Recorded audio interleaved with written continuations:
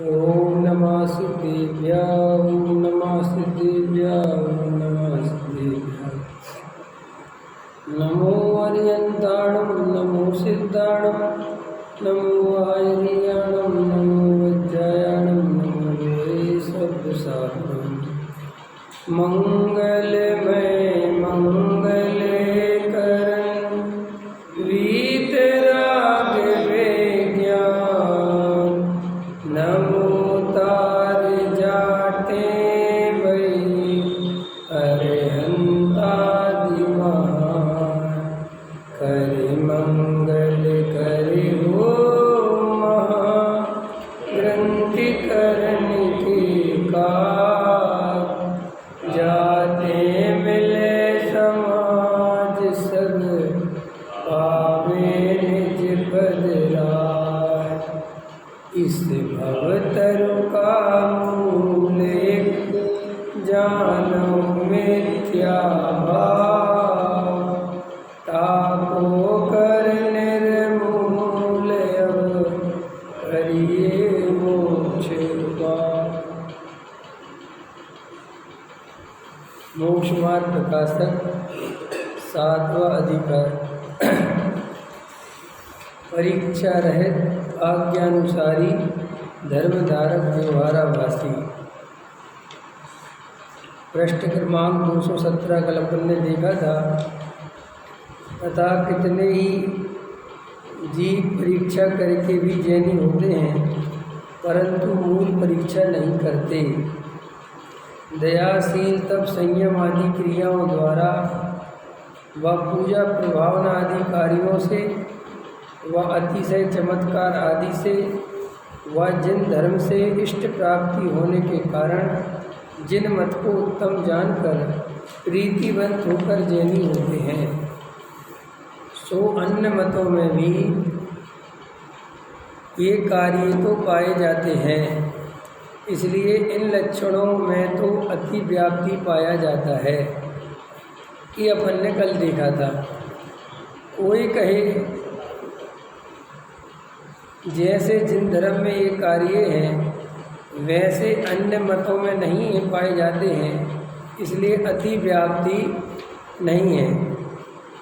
3 प्रकार के दोष बताए गए हैं, अव्याप्ति, अतिव्याप्ति और असंभव। ये न्याय में तो अव्याप्ति माने होता है जो एक क्षेत्र में पाया जाए, जो हमने कोई लक्षण बताया किसी वस्तु का बनाया तो वो पूरी वस्तु में ना बनाया। जैसे जीव किसे कहते हैं तो बोले जो रागी द्वेषी है वो जीव है। तो रागी द्वेषी जीव है ये बात ठीक है, लेकिन सत्य भगवान के राग द्वेष नहीं है तो वे जीव है कि नहीं। तो ये तुम्हारा लक्षण एक क्षेत्र, इसको क्या कहते हैं अव्याप्ति। अतिव्याप्ति माने होता है जो लक्षण बनाया वो लक्ष्य से भी बाहर चला गया। जैसे जीव अमूर्तिक है ये बात तो ठीक है, लेकिन अमूर्तिक तो अन्य द्रव्य भी है तो तुम्हारा लक्षण बाहर चला गया, इसको कहते अतिव्याप्ति। और असंभव कि जो हमने लक्षण बनाया वो उस वस्तु में ही नहीं है। जैसे जीव का लक्षण बना दिया स्पर्श रसगंध वर्ण, तो ये लक्षण जीव में नहीं पाया था। तो ऐसे 3 प्रकार के दोष बताए ले आए। तो यहाँ पे जो टोडामल जी से श्रोता प्रश्न कर रहा है अतिव्याप्ति वाला कि साहब इसमें अतिव्याप्ति कैसे हो गई, तो वो बताते हैं यह तो सत्य है, ऐसा ही है, परंतु जैसे तू दया अधिक मानता है उसी प्रकार तो वे भी निरूपण करते हैं। पर जीवों की रक्षा को तू दया कहता है वही वे कहते हैं, इसी प्रकार अन्य जानना। माने ये बात कहाँ से चल रही, कल से उसको समझ लेना। जैसे बहुत सारे जीव जैन धर्म से इसलिए प्रभावित होते हैं या वो जैन धर्म की इसलिए बहुत प्रशंसा करते हैं कि वो कहते हैं जैन धर्म में दया बहुत है, एक इंद्रिय जीव की भी रक्षा करते हैं। ख्याल में है ना, बहुत दयावान होते हैं, चींटी भी नहीं मारते चाहे कुछ हो जाए। तो ये टोडामल जी साहब कहते हैं तुमने अगर ये जैन धर्म का लक्षण बना लिया तो ऐसे लक्षण तो अन्य मतियों में पाए भी जाते हैं और वो तुमसे भी ज़्यादा दया पालते हैं। अभी देखो ये वीगन चल रहा है, वीगन सुना होगा आप लोगों ने, वीगन। तो वीगन वाला आदमी अपने से भी कई गुना बड़ा त्याग करता है। वीगन वाले वो नॉन वेज वगैरह तो कभी खाएगा ही नहीं, वो तो ख़त्म करो, लेकिन जो प्रोडक्ट दूध और दूध से बनी हुई चीज़ें वो भी नहीं खाएगा। हाँ, वो कहता दूध भी मांसाहार है, ख्याल में है ना। अब उसका देखो तो, और उसमें कितनी चीज़ें आई। जो आदमी दूध का त्याग कर देगा क्या बचा, सोचो। सभी तरह की मतलब कितनी चीज़ों में मैंने वो दूध से कन्वर्ट हो के दूध, दही, लस्सी क्या क्या बनता है उसने छोड़ दिया। और वो लोग अब ऐसे करोगे तो वे धार्मिक हो जाएंगे कि नहीं हो जाएंगे।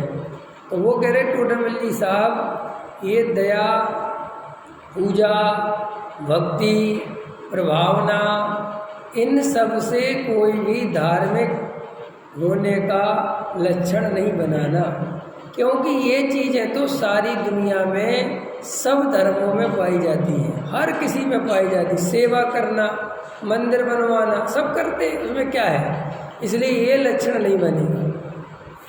फिर वह कहता है उनके तो ठीक नहीं है, क्योंकि कभी दया प्ररूपित करते हैं, कभी हिंसा प्ररूपित करते हैं। तो वो कहता है शिष्य साहब आपकी बात ठीक है, लेकिन वो लोग तो हिंसा भी करते हैं, कभी दया भी पालते हैं, इसलिए अपनी दया तो अच्छी है। उत्तर, वहाँ दया आदि का अंश मात्र तो आया, इसीलिए अति व्याप्तिपना इन लक्षणों में पाया जाता है तथा इनके द्वारा सच्ची परीक्षा नहीं होती। क्यों नहीं होती? ऊपर से आदमी दया का परिणाम कर सकता है और अंदर मायाचारी करता है। अब तुमने किसी दया करने वाले को धर्मात्मा मान ली, और ऐसा बहुत होता है अपने साथ। अपन किसी त्यागी वृत्ति को वो भोजन आदि में मर्यादाएं करता है, शुद्ध सात्विक भोजन करता है, तो अपन सोचते हैं धार्मिक है, जबकि उसके अंदर मायाचारी पूरी है, लोभ कसाय बहुत है, मान कसाय पूरी है, क्रोध कसाय पूरी है। मात्र एक खाने पीने की रुचि, मैंने उसमें समझ लो, वो कहना नहीं चाहिए, वो भी कसाय को दबाया है, ठीक है, वो भी, क्योंकि जब बाकी की कसाय हैं तो वो भी कसाय होगी, लेकिन वो दबा ली, या समझ लो उदय वैसा है। तो उससे अगर किसी को अपन धार्मिक मानते हैं, और मानते ही हैं, उससे अपन बहुत नुकसान खाते हैं, क्योंकि वो आदमी धार्मिक नहीं है। और फिर इससे क्या गड़बड़ी हुई कि ऐसी तुमने जो ये मान्यता बनाई, ऐसा जो सिस्टम चलाया, तो बहुत ठगिया पैदा हो गए समाज में। नहीं समझ में आया? महाराज बन गए, ब्रह्मचारी बन गए, और समाज उनको पूज रही है, और उनको कोई सच्चे धर्म की खबर नहीं। और अगर तुमने धर्म का आधार दया, दान, वृष्टि, संयम आदि को ना बनाकर सम्यक दर्शन, सम्यक ज्ञान और सम्यक चारित्र को बनाया होता, तो समाज में फिर इतने ठगियाँ नहीं होगी। समझ में? अगर तुम कहते सम्यक दर्शन के बारे में समझाओ, हमें नहीं लेना तुम्हारा, तुम एक टाइम खाते हो कि 2 टाइम खाते हो। आत्मा के बारे में समझाओ, आत्मा के बिना कोई धर्म नहीं होता, तो बस सच्ची परीक्षा हो जाती। लेकिन लोगों को इतना ज्ञान नहीं होता, और किसी को भी ये बाहरी आचरण के कारण प्रभावित हो जाते। जैसे किसी ने मंदिर बनवा दिया, किसी सेठ ने 10 करोड़ दान में दे दिए, तुम बस उसे धर्मात्मा मानते हो। अब अगर तुम सच्चे परीक्षार्थी होते तो तुम कहते ये बताओ ये 10 करोड़ आए कहाँ से, क्या काम करते हो हैं? अभी एक दिन मास्टर जी, कल परसों, आज तो है नहीं, बता रहे थे, अभी एक सच्ची घटना है, महाराज जी सुना रहे थे। एक बहुत बड़ा सेठ मंदिरों में बहुत दान दे रहा, परिवार सब लग रहे हो, 100 धर्मेंद्र बन रहा, और बाद में सच्चाई खुली तो वे शराब पीते थे, अंडा खाते थे घर में। अब बोलो, और वो बाहर से भैया वो सेठ जी और महाराज जी और सबके सब उनको 100 धर्मेंद्र बना रहे, धार्मिक कह रहे, श्रावक श्रेष्ठी कह रहे। नहीं समझ में? क्यों? पैसे की कीमत है। अब 10 करोड़ दान में दे दिया तो हमारे लिए तो ये सब कुछ होगा तो ये परीक्षा गलत है। किसी ने मंदिर बनवा दिया, किसी ने 10 करोड़ दान में दे दिए, किसी ने आचरण पाल लिया, ख्याल में है ना, अतिशय कर लिया था ना ये सब, कि अतिशय करके दिखला दिए, देखो साहब हमारा मंदिर 400 वर्ष पुराना है, फलाना है, ठिकाना है। तो ऐसे ही अनेक बाहरी कारणों से आम पब्लिक प्रभावित होती है, और प्रभावित भी होती है और मूर्ख भी बनती है, समझे ना। इसलिए टोडामल जी साहब कह रहे हैं ये कभी भी धर्म के लक्षण नहीं बनाना चाहिए। जब धर्म के लक्षण नहीं है तो धर्मात्मा के भी लक्षण नहीं बनाने चाहिए। अब देखो आगे क्या कहते हैं टोडामल जी, तो कैसी होती है परीक्षा? जिन धर्म में सम्यक दर्शन ज्ञान चारित्र को मोक्ष मार्ग कहा है, देखो किसको कहा है? सम्यक दर्शन, सम्यक ज्ञान और सम्यक चारित्र। कोई व्यक्ति बहुत चारित्र पालता हो तो उससे हम पूछ सकते हैं कि आप सम्यक दर्शन के बारे में बताओ, और उसे अगर सम्यक दर्शन का पता नहीं है तो वो उसका चारित्र 2 कौड़ी का है, उसको पूजने पाजने की कोई ज़रूरत नहीं है। ख्याल में है ना कि नहीं साहब आचरण तो पालता है, कसाय तो मंद, तो क्या काम की है कसाय मंद? और ये जो कसाय की मंदता के बहुत गीत गाए जाते हैं, सम्यक दर्शन के बिना कसाय की मंदता की कोई कीमत है ही नहीं। क्यों नहीं है साहब? अनंत बार कसाय मंद हुई ना, और अभी कितनी कसाय मंद हुई हमारी? इसके पहले तो और ज़्यादा कसाय मंद होंगे। क्यों? हम मुनि बन गए ना अनंत बार, तो अनंत बार मुनि बने होंगे तो तीव्र कसाय में बने होंगे कि मंद कसाय में? तो अभी अपनी कितनी मंद कसाय, मुनि बनने जितनी मंद कसाय है क्या? और अभी 2-4 नियम धर्म पाल कर बस अपने गोरे साहब बड़ी मंद कसाय है, बड़ी मंद कसाय। और मंद कसाय है ही नहीं, सच्ची बात तुझे, क्योंकि मंद कसाय का लक्षण है सरलता। और जिसके चित्त में मायाचारी भरी हो, छल कपट भरा हो, छोटा बड़े की भावना बड़ी हो, मान कसाय भरा हो, जो गरीब आदमी से अलग ढंग से बोलता हो, पैसे वाले से अलग ढंग से बोलता हो, अपने प्रयोजन की सिद्धि के लिए मीठी मीठी बातें करता हो और प्रयोजन सध जाए तो मक्खी जैसा निकाल के फेंक देता हो, वो आदमी धार्मिक कैसे हो सकता है? किसी कीमत पे हो सकता है वो आदमी धार्मिक? अरे बोलो, हो सकता है? महाराज है, त्यागी ब्रह्मचारी है, सेठियों को अलग से बुला रहे हैं, उनको अलग से चर्चा कर रहे हैं, और आम पब्लिक को हटो हटो हटा उनको, वो आदमी धार्मिक कैसे हो सकता है? अब आप कहोगे कि व्यवस्था है साहब, तो व्यवस्था है तो एक गरीब आदमी तो मिलने आया, उसको भी तो समय दो। तो सेठ में ऐसे कौन से लाल लगे हैं जो तुम इसको, कौन सा बड़ा धार्मिक है या बड़ा सम्यक दृष्टि है? ये तो और ज़्यादा दलदल में फंसा हुआ है, लेकिन इससे पैसे निकलवाने, तो ऐसा आदमी धार्मिक कैसे हो सकता है? भले वो शुद्ध सात्विक भोजन करता है, जो आदमी मायाचारी करता हो, जो आदमी छल कपट से जीता हो, जिसके अंदर भयंकर मान कसाय हो, वो आदमी मंद कसाई नहीं है, वो तीव्र कसाय वाला जीव है। मंद कसाय का भी लक्षण नहीं पहचानते। मंद कसाय माने होता है सरलता, बिल्कुल सरल, इतना सरल होता है कि सभी जीवों में भेदभाव नहीं करता, छोटे बड़े का भेद नहीं करता। और अभी पीछे अपन ने स्वाध्याय में लिया था कि ये कोई मंद कसाय का लक्षण नहीं है कि एक चीज़ छोड़ दी उसके बदले 4 चीज़ खा ली। नहीं समझ में आया? आज नमक नहीं लेंगे जी, और हलवा भी बनवा लिया, और पुड़ी भी बनवा ली, और सीरा भी बनवा लिया, और नारियल की चटनी भी बनवा ली, बादाम का पानी भी पी गए, काय के चक्कर में? एक नमक नहीं, तो ये मंद कसाय हुई कि तीव्र कसाय हुई? सोचो, अपना खुद सोचो ना। अभी अपन 10 लक्षण में करेंगे सब, जो कुछ करेंगे देख लेना, कसाय मंद होती कि तीव्र होती है खाने पीने के भी? जितना अभी तुम भोजन के बारे में नहीं सोचते हो, उससे 3 गुना 10 लक्षण में सोचते हो। तुम सोचते हम तो संयम संयम कहते कैसे हैं बता। जो आदमी भोजन के बारे में सोचते रहे इसका नाम संयम है क्या? चाहे भले ही शुद्ध भोजन के बारे में सोचे।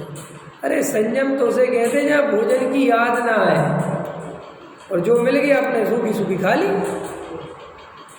तब तो कुछ कसाय की मंदता हुई।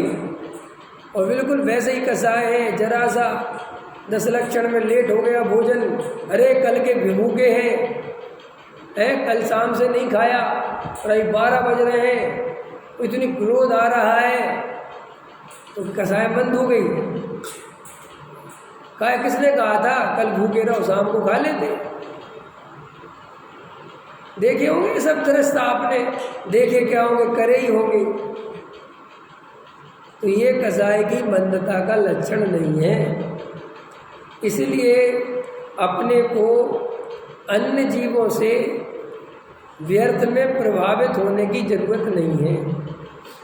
और हमारी आदत पड़ी हुई है बहुत बुरी, हम किसी का सम्यक दर्शन नहीं देखते, किसी का श्रद्धा नहीं देखते, किसी का वो नहीं देखते कि वास्तव में से आत्मा की कितनी रुचि है। बस ये बाहर में व्रतशील संयम आदि देख के उसे धार्मिक मान लेते हैं। और मज़ेदार सुनो, किसी आदमी को आत्मा की रुचि हो और विशेष व्रतशील संयम आदि ना हो तो हम उसे धार्मिक मानते ही नहीं। अभी एक मेरे मित्र हैं, उनका बेटा है, उनकी बातों से मुझे लगा कि कुछ इनकी आपस में बातचीत हुई होगी। अभी मैं मिल आया था, वहीं गया था, तो पापा ने बोला होगा बेटे से कि विवेक जी सम्यक दृष्टि लगते हैं मुझे। पापा ने बेटे से क्या बोला होगा कि जो विवेक जी हैं मुझे तो सम्यक दृष्टि लगते हैं। तो वो बेटा बोला कैसे, बेटा भी शास्त्री है, तो बोला साहब मुझे तो नहीं लगते, सम्यक दृष्टि कैसे हो सकते।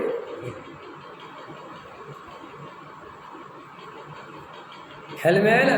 तो बाद में मेरे पास चर्चा आई, उन्हें तो नहीं कहा कि हम आपके बारे में, फिर भी बोले साहब तो मैंने कहा तुम्हें सम्यक दृष्टि नहीं हो इसका क्या कारण लगता है, और अथवा कोई सम्यक दृष्टि है इसका क्या कारण लगता है। तो वही सारी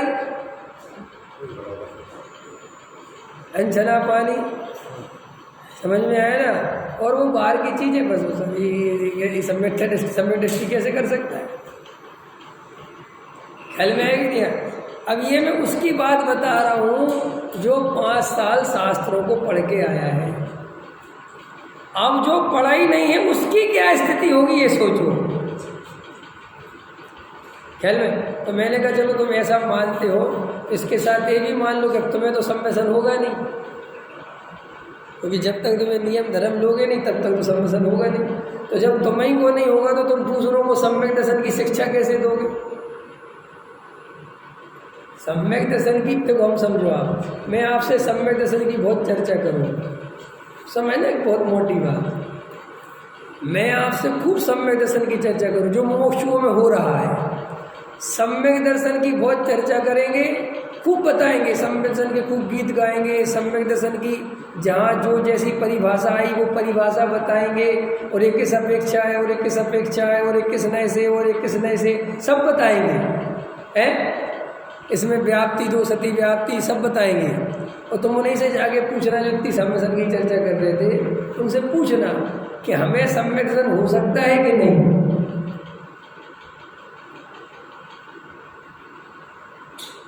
तो फिर क्या पूछेंगे, अनछना पानी पीते हो? तुम कहोगे हाँ, तो बस नहीं हो सकता। अब नहीं हो सकता तो सबसे पहली बात ही खत्म हो गई, फिर सम्यसन की चर्चा ही नहीं करना चाहिए। फिर क्या करना चाहिए कि भाई पहले जो उसकी शर्तें हैं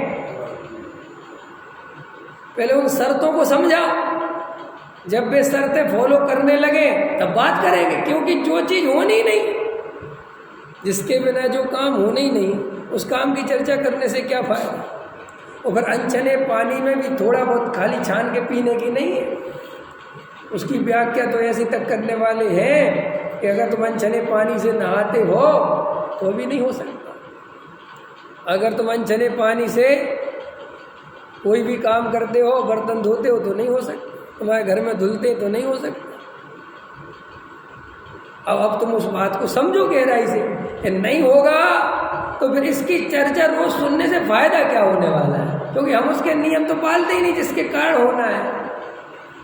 पकड़ में आई बात। तो अभी जब अपन गहराई में जाके देखते हैं तो लोगों को अंदर में वही चलता है। और पता अधिकतर लोग अपने को अयोग्य क्यों मानते हैं। कल लिया था मैंने प्रश्न, कल के में लिया था कि आप अपने को मिथ्या दृष्टि क्यों मानते हो, बताओ क्या कारण है आपका मिथ्या दृष्टि मानने का। बोलो बोलो है क्यों भैया, तुम्हारा भाई है क्या नाम तुम्हारा? पीयूष कुमार। बोलो पीयूष, क्यों मिथ्या दृष्टि क्यों होती? सबकी छोड़ो, अपनी बताओ। अपने को मिथ्या दृष्टि मानते हो, सम्यक दृष्टि है? अवस्था के हिसाब से क्या मानते हो? मिथ्या दृष्टि। क्या अवस्था है, क्या दिक्कत है तो मिथ्या दृष्टि मानते हो? कौन सा पुरुषार्थ नहीं हो रहा? आत्मा की ओर नहीं जा रहे, पुरुषार्थ नहीं हो रहा, इसलिए मिथ्या दृष्टि मानते हो। कभी व्यापार करते हो, शादी कर ली, बाल बच्चे हैं, घर गृहस्थी चलाते हो, है ना, अनछना पानी पी लेते हो, ये तो बाधा नहीं है। तो कौन सी बाधा है फिर? तो गजब हो गया साहब। दृष्टि पलटने के लिए क्या करना है? तो पलट दो दृष्टि। दृष्टि में क्या है, वही तो कर नहीं पा रहे। तो ये बात भी अंदर से जाके देखना कि अपन इसके कारण अपने को मिथ्या दृष्टि मानते हैं या इसलिए मानते हैं कि वो दृष्टि इसलिए नहीं पलट रही है। समझ ना, मैं ये तो तुमने वो रिजल्ट वाली बात तो कर दी, लेकिन इसका कारण क्या है नहीं पलटने का? वो पुरुषार्थ क्यों नहीं हो रहा है कि मैं गृहस्थी में फंस गया। ख्याल में है ना, काहे में फंस गया? घर के कमाने धंधा ये सब कामों में लगा हूँ, इसलिए वो पुरुषार्थ नहीं हो पा रहा। पकड़ में आ गई। अब देखो तुमने पुरुषार्थ वहाँ से जोड़ा हो, फिर वो वहीं जाके खत्म होगा जहाँ मैंने शुरुआत किया है। ख्याल में, माने वो अंतरंग में कहीं ना कहीं मेरी दृष्टि इसलिए नहीं पलट रही है कि मैं घर गृहस्थी में फंसा पड़ा हूँ। पुरुषार्थ क्यों नहीं कर पा रहे रमेश जी? बीच में फंसे भाई, देखो बीच में फंसे। और ये रोज सुनते हैं कि मैं क्या एक भगवान आत्मा हूँ, मैं किसी का कर्ता भोगता नहीं हूँ, एक गृहस्थ व्रस्त में नहीं हूँ। ख्याल में ना, रोज की बात नहीं है। रोज सुनते ना आत्मा कर्ता क्या एक स्वभाव है, ये रोज सुनते हो ना। तो अकर्ता का अर्थ क्या होता है बताओ? अकर्ता का अर्थ क्या होता है बताओ भैया, कोई बताओ मेरे को। अकर्ता माने आत्मा अकर्ता है। राजेश जी बताओ, अकर्ता माने क्या होता है? हमारे राजेश जी बीच में गायब हो जाते हैं। राजेश जी बताओ, कुछ दिन पंडित जी का है, कुछ दिन राजेश जी का है। अकर्ता माने क्या होता है? देवेंद्र जी बताओ, कुछ तो बताओ। अकर्ता है ना आत्मा? अरे इतना सरल प्रश्न पूछ रहा हूँ। ये अकर्ता माने क्या होता है, इसका मतलब क्या होता है?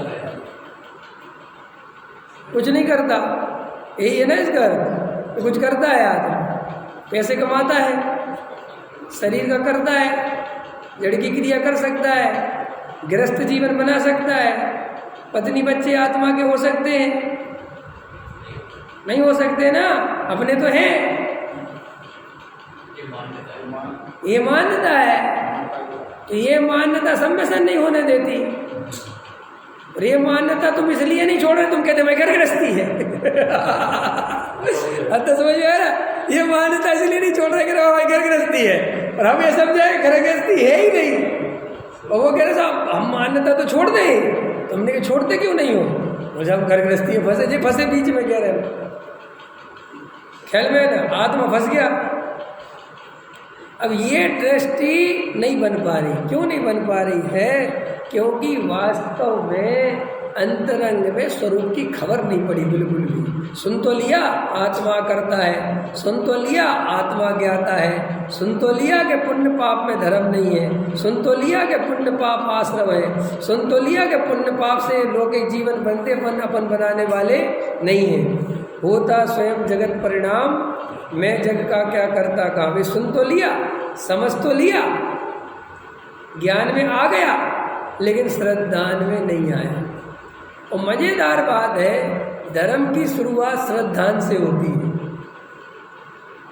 सम्यक दर्शन के बिना मोक्ष मार्ग नहीं होता, सम्यक दर्शन के बिना सम्यक चारित्र नहीं होता, सम्यक दर्शन के बिना सम्यक ज्ञान नहीं होता, और सम्यक दर्शन श्रद्धा पलटे बिना नहीं होता। हेलो, इसलिए मैं कह रहा हूँ कि हमारी जो ये चतुराई है, देखो कल मैं बहुत अच्छी बात पढ़ रहा था, सुना तो बहुत काम की। गांधी जी ने सारी दुनिया में अहिंसा का संदेश दिया, अहिंसक आंदोलन करे, हिंसा का सहारा नहीं लिया, किसी जीव को नहीं मारना, किसी मनुष्य को नहीं मारना, कोई अपराध भी करे तो उसको क्षमा करना। ख्याल में नहीं, सब गांधी ने सारी दुनिया में डंका चलाया। एक बार की घटना है, रविंद्रनाथ टैगोर से मिलने कलकत्ता में गांधी जी गए। तो गांधी जी तो बड़े अहिंसा के पुजारी थे, बड़े सीधे साधे एकदम, कपड़े वैसे भी वो धोती होती है ना ऊपर ऐसे। तो रविंद्र जी के पास बैठे और गांधी जी बोले, आओ टहलते हैं, टहलते हुए बात करेंगे। तो रविंद्र जी बोले, यहाँ घास है और घास पे नहीं चलता मैं। क्या कहा? गांधी का घास पे नहीं चलता। अंदर समझ ना, ध्यान से समझ ना। उन्होंने कहा, मुझे घास और मेरे में अंतर दिखाई नहीं देता। रविंद्र जी ने क्या कहा? मुझे मेरे में और घास में कोई अंतर दिखाई, मुझे लगता है जैसा मैं जीवंत हूँ ना, ऐसे ये भी जीवंत है। तो गांधी जी चौंक गए, हैं ऐसा भी होता है? बोले, फिर रविंद्र जी ने कहा, तुम्हारी जो अहिंसा है वो बुद्धि वाली है, तुमने पढ़ पढ़ के सीखी है, और तुम्हारी जितनी अहिंसा तुमने पढ़ी है जिस लेवल की, उतनी जानते हो। और ये जो मेरी अहिंसा है ये हृदय से है, इसका प्रचार नहीं किया जाता, ये हृदय से चलती है। ख्याल में अंतर समझ में आ गया? बुद्धि की अहिंसा और हृदय की अहिंसा में अंतर समझ में आ गया? क्लियर हो गई तुम्हें बात? तो तुम अभी जितनी भी तत्व की चर्चा करते हो, जितनी भी आत्मा के गीत गाते हो, वो अधिकतर बुद्धि से गाते हो, हृदय से नहीं गाते हो। तुम जितनी भी पूजा भक्ति करते हो, जितना भी स्वाध्याय करते हो, उस सब में बुद्धि का उपयोग करते हो। काय का उपयोग करते हो? हृदय का नहीं करते। हृदय समझते हो ना?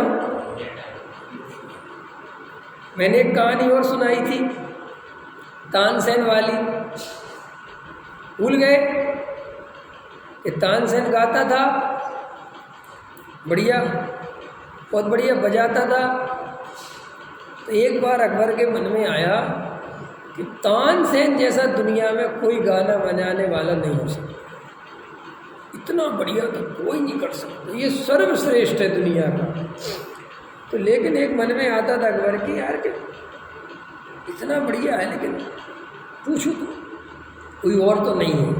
तो तानसेन के पास बोले, अकबर मिल गए, बोले मुझे ऐसा लगता है कि तुमसे सर्वश्रेष्ठ दुनिया में कोई नहीं गाता।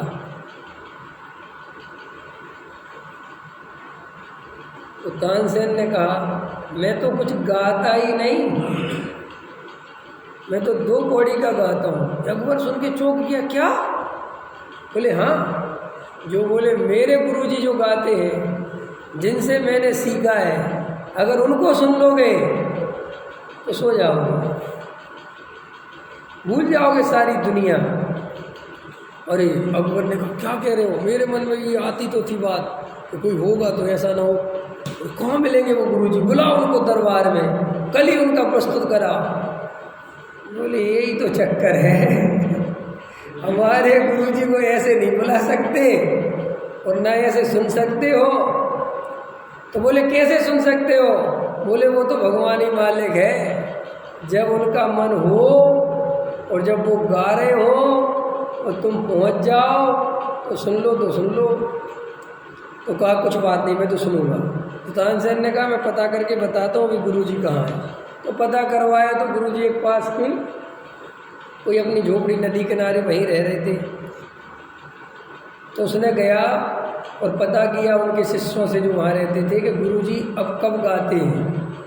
तो बोले वैसे तो नहीं गाते, लेकिन नदी किनारे जब नहाने जाते सुबह 4 बजे तब वहाँ पे कभी कभी गाते हैं बैठ के। तो तानसेन ने आके खबर करी, बोले नदी के किनारे रोज़ 4 बजे 3 बजे रात को छुपना पड़ेगा, तो भाग्य से जब गाएंगे तब सुन लेंगे। तो एक दिन गया नहीं गाया, दूसरे दिन गया नहीं गाया, लेकिन तीसरे दिन गुरुजी ने गाया। तो वो झाड़ियों में बैठ के सुन रहा था। तो कहानी कहती है कि जैसे ही अकबर ने वो गाना सुना और अकबर ऐसा मंत्रमुग्ध हो गया, ऐसा भूल गया सारी दुनिया, और 2 घंटे कम निकल गए और सूरज निकल आया और उसने कहा उठो चलो न गुरुजी देख लेंगे, भागो इधर से। तो अकबर आ गया महल में और कहता भैया क्या गाते हैं, मुझे कुछ होश ही नहीं रहा, मैं सब अपना राजापना अकबरपना सब भूल गया। तो बोले तानसेन एक पहेली है, एक प्रश्न है, एक बात समझ में नहीं आई, तुम्हारे गुरुजी ऐसा गाते तुम ऐसा क्यों नहीं गाते जब तुम उनसे ही सीखे हो। बोले मेरे गुरुजी आत्मा से गाते हैं और मैं बुद्धि से गाता हूँ। मेरे गुरुजी अपने लिए गाते हैं, मैं आपके लिए गाता हूँ। मेरे गुरुजी अपनी आराधना में गाते हैं और मैं पैसे के लिए गाता हूँ। काहे के लिए गाता हूँ, अंतर समझ में आ गया। ऐसे ही हम जो कुछ भी धर्म सुन रहे हैं उसमें 2-3 कारण हैं। एक हमारी परंपरा, मूल कारण, फिर हमारी जाति, हमारा कुल, हमारा पंथ, हमारा संप्रदाय, ठीक। फिर एक पुण्य और पाप का भय, नरक आदि का भय, स्वर्ग आदि की चाह। भले आपको लगता हमें नहीं, अंदर जाके है कि कैसे पता कि जिसे पुण्य का उदय अच्छा लगता है और जिसे पाप के उदय से डर लगता है, जिसे पुण्य परिणाम अच्छा लगता है और पाप का परिणाम बुरा लगता है, ये वही कहानी है, ये वही अर्थ है। 2 बातें क्लियर हो गई। नरक आदि का भय का वो पुण्य पाप उसमें घटित कर लेना। और तीसरा जो तुम सुनते हो वो सुनते हो बुद्धि से, ऊपर समझते हो, सुनते हो। हृदय में पैसे ही से प्रेम है, हृदय में बेटे ही से प्रेम है, हृदय में मकान दुकान ही बसा है, हृदय में मान सम्मान ही बसा है, हृदय में आत्मा नहीं बसा। हृदय में तो वो चीज़ें बसी हुई हैं। और ये जो आत्मा की चर्चा है, सुनना, समझना, जाना, नई नई बातें समझना, ये कैसे होता है, ये क्या होता है, ये क्या होता है, ये क्या होता है, अव्यक्ति दोष क्या होता है, फलाना, ये जो सुनते हो ना, ये सब बुद्धि का कौतूहल है। ये काय का कौतूहल है? बुद्धि क्या होती है, नए नए कौतूहल पैदा करती है। इसलिए जब लोग स्वाध्याय से जुड़ते हैं, अरे ये क्या है, अच्छा इसका अर्थ क्या है, वो सब अर्थ समझते जाते हैं। और धीरे धीरे शुरू में उनको लगता है कि हमें रुचि बहुत थी, जबकि रुचि नहीं थी। वो बुद्धि क्या, पता नहीं था ना कि निमित्त क्या होता है, उपादान क्या होता है, कर्म क्या होते हैं, स्वर्ग क्या होता है, सम्मेलन क्या होता है, ये पता नहीं था कुछ भी। तो नए नए मुमुक्षु बने तो एकदम अरे सब ये भी बात, ये भी बात, ये भी बात, सारा कलेक्शन हो गया।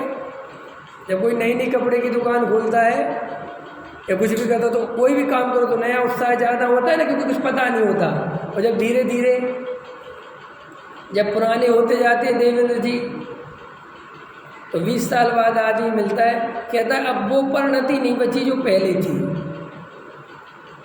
अब उतना मन नहीं लगता हमारा स्वाध्याय में जितना पहले लगता था।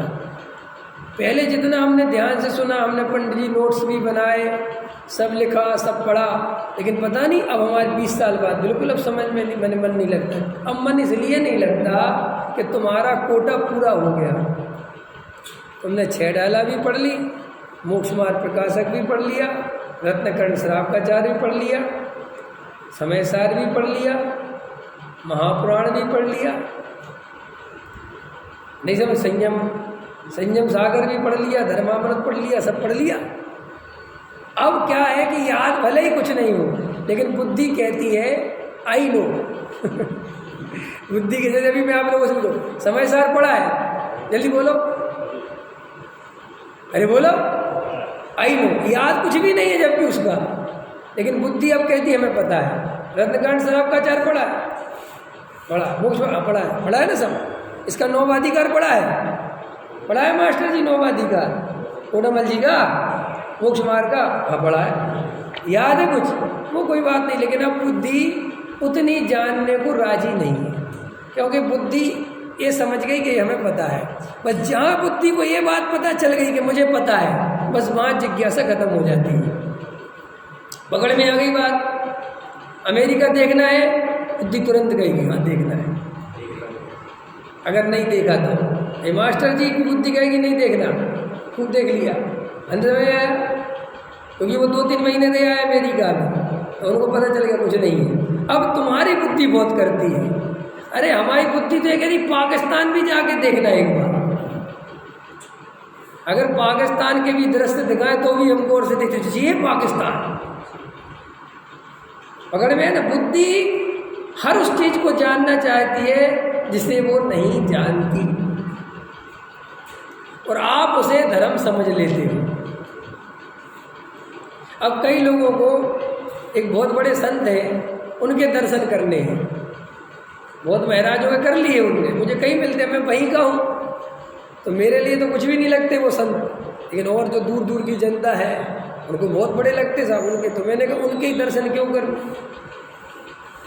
उनको देखा नहीं है बस इसलिए, अंत समझ में।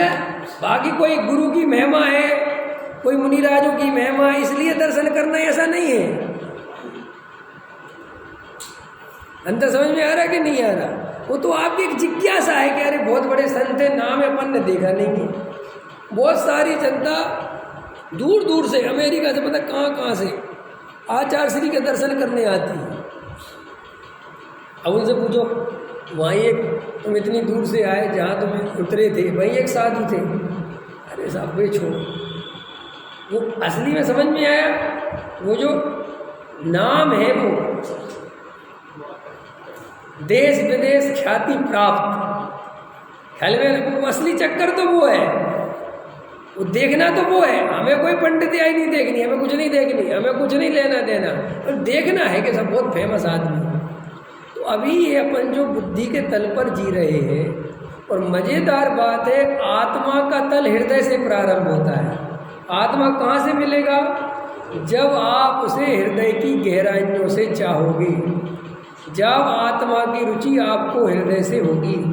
और बुद्धि से बहुत सारी चीज़ों की रुचि होती है आदमी को, क्योंकि बुद्धि क्या करती है, लाभ हानि का सौदा बताती है। बुद्धि कैसे बताती है? लाभ हानि, लाभ हानि, लाभ हानि। अंत समझ में नहीं आया? आप लड़की देखने गए, अब देखना मज़ेदार, अब अंतर खोल दे तो उदाहरण दे रहा ताकि समझ में आ जाए।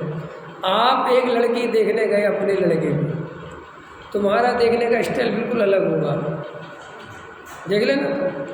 तुम क्या क्या देखोगे, क्योंकि तुम लड़के को देखने गए, तुम उसका परिवार देखोगे, सब चीज़ें दिमाग लगाओगे, क्या देने के लिए है, क्या है, इसके परिवार में इसके पिताजी की स्थिति कैसी है, माँ कैसी है, भाई बहन, सब देखोगे। लेकिन तुम्हारा लड़का जाएगा, वो सबसे ज़्यादा क्या देखेगा?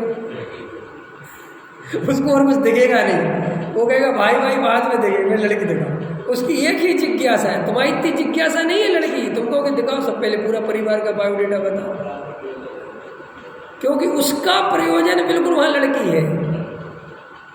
कितना अंतर पड़ गया। तुम सारे लाभ हानि सारे बुद्धि के लेवल पे सोचे जा रहे हो। वो लड़के को लड़की पसंद आ गई, वो कहता चूल्हे में गई, ऐसे बहुत होते हैं। लड़की बहुत ही ज़्यादा पसंद आ गई, अब माँ बाप कह रहे यार भाई वो घर सही नहीं लग रहा, अरे सब लड़की तो सही है ना, और लड़की चाहिए। अब देखो तो कितना अंतर पड़ गया। अब और अंतर करता हूँ, ये तो अभी भी वो लड़का हो सकता है बुद्धि के लेवल पे अभी भी सोच सकता है, लेकिन जो लव मैरिज होती है जिसमें वो दिल दे बैठा, ये कहते हैं ना दिल दे, दिल क्या होता है नहीं पता, दिल माने हृदय। अब हृदय के तार जुड़ गए, अब हृदय जुड़ गया। अब तो सुनो, आदमी समझाए, परिवार समझाए, समाज समझाए, जाति वाले समझाए कि वो गैर जाति की है, सबकी चाले और रख दो यहाँ का, हम तो शादी उसी से करें। अब माँ बाप कह रहे भाई सुन, तूने अपनी जा रहे कुछ नहीं, मजनू और लैला। लैला बड़ी काली कलूटी और मजनू बड़ा सुंदर। उसका बाप उसके यहाँ नौकरी करता था, तो उसके राजा से उसने कहा जी हमारा लड़का एक मजनू लैला के चक्कर में फंस गया और बड़ी दिक्कत हो गई साहब, और अच्छा अपना परिवार है, वो लैला तो बिल्कुल क्या बताए। तो उसने कहा बादशाह ने कि दिखा तेरे कौन सी लैला है। तो बोले लेके आया। अरे बाप रे ये क्या हो गया, तेरे मजनू पागल हो गए क्या? बोले कोई बात नहीं हम सही कर देंगे। कैसे कर देंगे? बोले कल बुलाओ उसको। तो उसने बढ़िया सुंदर सुंदर कन्याएं 4-5 बुलाई और मजनू को बुलाया। बोले देख तेरी लैला से 1000 गुनी सुंदर है, पसंद कर ले, इनमें से कोई सी भी तेरी शादी करा दूंगा। उसने गौर से देखा 1 2 3 4 5, फिर क्या कहता है महाराज इसमें लैला नहीं है। ख्याल में है ना। तो उसने अपना सिर पकड़ लिया, कह रे। तो बोले साहब ये समझाना मूर्खता है इसे कि लैला में कमी है, फलाना है, काली, कुछ नहीं, ये दिल दे दिया इसने, हृदय। तो ऐसा तुम आत्मा के लिए दिल दे दो, तब तुम आत्मा पा पाओगे। और तुम ज़्यादा बुद्धि लगाओगे कि आत्मा में कुछ मिलेगा भी कि नहीं मिलेगा, वैसे पैसा तो मजा तो पैसे में है, मान सम्मान में है, क्या एकांत में बैठे रहो, तत्व विचार करते रहो, कोई जानने वाला नहीं, कोई मिलने वाला नहीं, रूखा सूखा खाते रहो, क्या हमें नहीं चाहिए ऐसा आत्मा। तुझे बुद्धि के लेवल पे सोचे गया है, इसलिए बुद्धि के लेवल पे जब तक सोचते रहोगे। और जैन समाज में सबसे बड़ी प्रॉब्लम है ये कि हर चीज़ बुद्धि से सोचते हैं, क्योंकि पैसे कमाने की पकड़ है ना, और पैसा कमाया जाता है बुद्धि से। हृदय वाला आदमी पैसा नहीं कमा सकता। हृदय वाला क्यों नहीं कमा सकता जैन साहब बताओ? हृदय वाला क्यों नहीं कमा सकता पैसा? क्योंकि हृदय वाला लूट नहीं सकता किसी को। 2 रुपए की चीज़ 2.5 रुपये में बेचने में भी उसे लगेगा यार ज़्यादा है, दे दो बेचारे। लेकिन बुद्धि वाला अरे मर जा तू, मुझे तो चाहिए पूरे, 10 रुपये का है। अगर डॉक्टर हृदय वाला हो तो फिर 1000 फीस कैसे ले सकता है गरीब आदमी से? इसलिए हृदय को मारना पड़ता है। और दुनिया में बहुत सी जगह हृदय को मार दिया जाता है, अधिकतर जगहों पे। वो कहते हैं ना घोड़ा घास से यारी करेगा, खाएगा क्या? ये बुद्धि बोलती है और वो हृदय को मरवा देती है। और हृदय जहाँ मरा वहाँ समझ लेना तुम मर गए। बुद्धि से जीने वाला आदमी मनुष्य कहलाने लायक नहीं है। ये नहीं कह रहे कि बुद्धि नहीं होनी चाहिए, लेकिन धर्म हृदय से चलता है, बुद्धि से नहीं। रामचंद्र जी का और लक्ष्मण जी को इतना प्रेम था रामचंद्र जी से कि रामचंद्र जी को जंगल की बात 14 वर्ष के जाने की बात आई तो लक्ष्मण ने बुद्धि नहीं लगाई, हृदय लगाया। मेरा भाई जाएगा तो मैं जाऊंगा, ये नहीं सोचा अरे मैं गाय के चक्कर में फंसूं। अब ठीक है बड़े बड़े हो गए हैं, मैं तो बढ़िया राज्य में रहूँगा और मुझे तो जैसे रामचंद्र हो जैसे मेरे भरत, क्योंकि सगी माँ के तो ये भी नहीं थे, जाने तो अपन तो यहीं रहेंगे शांति से। और सुनो लक्ष्मण की बच्चन जी शादी हो गई थी ना, है ना, वो अपनी पत्नी को, ये तो चले गए, वो वहीं रह गई। ख्याल में आया ना, वो उसकी पत्नी मैंने अपनी पत्नी छोड़ दी, महल छोड़ दिया, काहे के लिए? भाई के लिए, जबकि उसको तो कोई सजा मिली नहीं थी। ये हृदय की बात है। और बुद्धि की बात क्या होती है कि हम काहे को भरे। अपन जब छोटे छोटे रहते हैं भाई बहन, तो अपने भाई बहन के लिए हृदय से जीते हैं। और जैसे एक पत्नी नाम का तत्व आता है और वो आपकी बुद्धि में केमिकल डालता है, वो कहता है बकवास करे भाई बहन का चक्कर, अब सारे चक्कर मुझसे जोड़, ख्याल में है ना? किससे जोड़ कि नहीं मेरी बहन है, मेरे भाई, हाँ होंगे, सबके होते दुनिया में, तुम्हारे अकेले नहीं है। अपने लिए कुछ करो, अपना भी तो आने वाला समय, अपने भी तो बच्चे हैं। बुद्धि को समझ में जाता है हृदय।